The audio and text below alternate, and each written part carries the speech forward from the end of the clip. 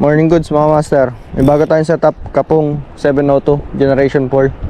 Tapos Ashcon Fish 6 pounds, 8 strands. Nilagay natin dito sa Sea Knight 2000 series.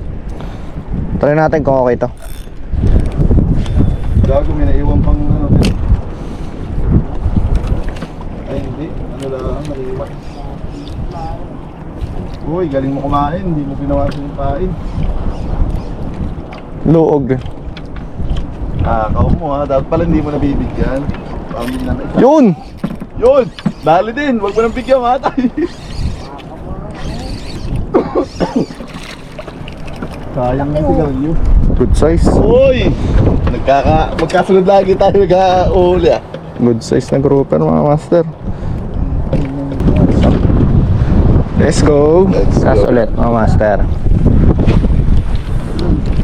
Dali agad ng kapong.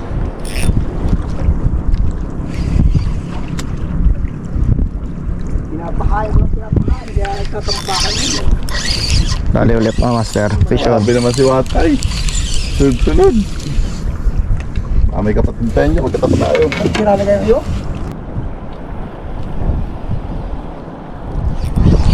Dawi.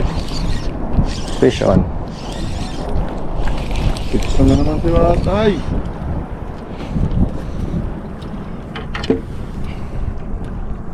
Gawin ulit. Ayan o. Daw. Again, next again. Ayan o. Nakatahaya. Watay ayan o. Watay. Ayan o. Nakatahaya. Aba. Ay, dami ko pala. Fish on mga master.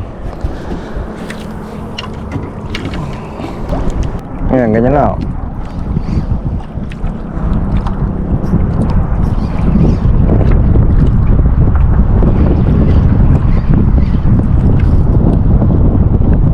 Maganda, masagpang ng malaki-laking kanuping.